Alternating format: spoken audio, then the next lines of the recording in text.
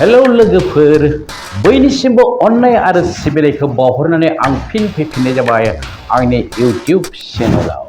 आंनि मिजिं नोंथांमोना अबं गसाइनि अननायाव बयबो मोजाङैनो दङ। आंबो मोजाङैनो दङ। आं दिनै नोंथांमोननि सेराव जोबोद गोब्राब मोनसे साबजेक्ट लानानै फैदों। बेहाय नोंथांमोनाबो बाहागो लानांगोन, कमेन्ट्स हरनांगोन। आरो बेखौ नायनायनि आवगाय जाय बिथांमोना दासिमबो आंनि इउटिउब चेनेलखौ साबस्क्राइब खालामाखै, अन्नानै साबस्क्राइब खालामदो।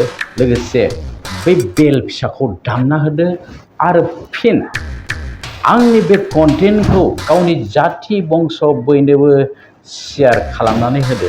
दाना फैदो, आंजों हेफाजाब होदो। आं थांनोसै दिनैनि मोनसे भिडिअ'जों नोंथांमोनजों सरजाबफानो। दासान्दि बर'नि राजखान्थिनि बारहावाया जोबोद गुदुं। ओंखायनो बुंदों आङो, दासान्दि बर' राजखान्थिया कमप्लिटलि 50-50 जानानै दङ। खायसेया BPF दोलोजों थोंजों हेफाजाब होदों, खायसेया UPPLजों थोंजों हेफाजाब होदों, आरो 50% ओरैबायदि सुबुं दङ जाय बिथांमोना माने डाइरेक्ट राजखान्थिजों खुनु लोब्बा गैया। बिथांमोना सिरि सिरि नायबाय थायो आरो जाय मोजां मावनो नागिरदों एबा जाय मोजां मावगोन बिथांमोननो भट होयो। आरो बे 50%निनो 25%आ जाबाय हारिमुनि मानसिफोर। बे हारिमुनि मानसियाव आंबो गोलैबाय, फैलायाबो गोलैगोन, मेन्डेलायाबो गोलैगोन, रिया गोलैगोन, महादेब गोलैगोन, एक्सेट्रा बयबो गोलैगोन। आरो बिथांमोननि गेजेरावबो डाइरेक्ट हानजायाव हाबालासिनो हानजाखौ हेफाजाब होनाय आर्टिस्ट दङ, जेरै आं थाहैबाय, ओमफ्राय फैला थालायबाय, ओजों महादेबमोन थाबाय, आरो ओजोंहा जेनेबा मोनसे शुटिं खालामदों केमेरानि उनाव थानानैबो हेफाजाब होग्रा दङ। बिब्दि मेरला दङ आर्टिस्ट। बिथांमोननि गेजेराव बांसिन एक्ट्रेसफोरा, लोगोसे ओरैनो एक्टरफोरनि गेजेराव मेन्डेलामोन थाहैबाय, आरो सोरबा दंबावो। बिथांमोना केमेरानि उनाव थानानै माने जेरैहाय सावथुनखौ मोजां जानायाव हेफाजाब होयो, बिब्दिनो उनाव थानानै बिथांमोना राजखान्थि हान्जाखौ हेफाजाब होयो। दा बे 20% बे महरगिरि बिथांमोना एइबार सोरनो भट होगोन आरो बबे हान्जाखौ देरहागोन, बे खोथाखौ आंबो मिथिया, नोंथांमोनाबो मिथिया। नाथाय बे हारिमुनि मावथिफोरा मोनसे खोथाखौ नोजोर होगोन, बे जाहैबाय जोंनि हारिमुनि मानसिफोरनो आवगायनि सरखार, नै दानि सरखार, बे मोननै सरखारा सोर बांसिन जोंखौ हेफाजाब होदों, बेखौ नोजोर होनानै नेक्स्ट फैगौ इलेक्सननि थाखाय बिथांमोना थियारि जानानै दङ। रावनिबो गोसोनि खोथाखौ रावबो मोनथियाब्लाबो सिं जोङो हमदांनो हायो सोर बबे हान्जाखौ हेफाजाब होगोन। बिथांमोना थियारि जानानै दङ। नै दानि सरखारा होगोन बुंदोंमोन भट, दासिमबो होथ'वाखै। बिथांमोननि आखायाव मथा मथि 1.5 बोसोर दंबावो, होनोबो हागौ। आरो बेखौ होयोब्ला निस्सय जोंनि हारिमुनि मानसिफोरा बिथांमोननो भट होगोन।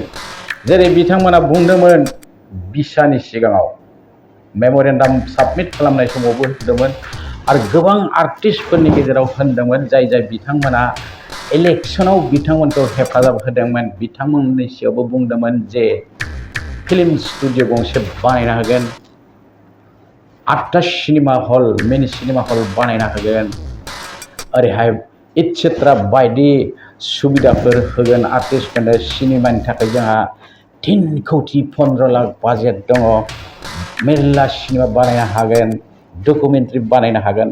नाथाय बिथांमोना जा रखम बुंदोंमोन, बे थांनाय 3 बोसोर 6 मासाव बिथांमोना बेखौ मावफुंनो हायाखै। दा आखायाव दङ 15 माह, बोसोरसे 6 माह हमना ला बोसोरसे 6 माह दं बेहाय जुदि बिथांमोना मावनो हायाब्ला निश्चय बे महरगिरिफोरा बिथांमोनखौ हेफाजाब होनाय नङा आरो बे खाबुखौ लागोन बिथां हाग्रामा महिलारि एबा बिपिएफआ जुदि गावसिनि इस्ताहाराव लिरनानै होयो जों नोंथांमोननो सिनेमा हल 20था होगोन गिबि बोसोरावनो ओमफ्राय फिल्म सिटि बानायना होगोन गिबि बोसोरावनो सेकेन्ड बोसोराव जों मुम्बाइआव बड'लेण्ड गेस्ट हाउस बानायना होगोन बिब्दि जुदि बिथांमोना इस्ताहाराव लिरना होयो अब्ला नाथाय खायसे हारिमु मावथिफोरा लासै बिथांमोनजों थाङा होननानै बुंनो हाया ओंखायनो आंनि मोनसे आरज नैबे दानि सरकारखौ बिथांमोना सम थानायावनो जुदि महरगिरिफोरनि बे बिनायखौ होयो अब्ला निश्चय बे महरगिरिफोरा बिथांमोनखौ थोंजों हेफाजाब होगोन दा आं बेफोर खोथाखौ रायजोनिफ्राय मोनथिनो थाखाय ग्राउन्ड फ्लोर रिपर्ट लानो थांगोन गाबोननिफ्राय BTCनि बायदिसिना जायगायाव मोनसे आरो खौरां दंबावो आंनि आखायाव BKWSCआबो दा एकदम नुनाय देखा-देखि खावनै जाबाय दा बिथांमोनाबो सोरखौ हेफाजाब होगोन जेनेबा बिथांमोनाबो सिंजों सिं BTCनि इलेक्सनाव हाग्रामा महिलारि बिथांखौबो हेफाजाब होखांबाय आरो प्रमद बर'खौबो होखांबाय बिदिनो आरो नैबे गावसिनि BKWSCआव BJPखौ होबाय एबार सोरखौ होगोन जिहेतु BJP सरकारा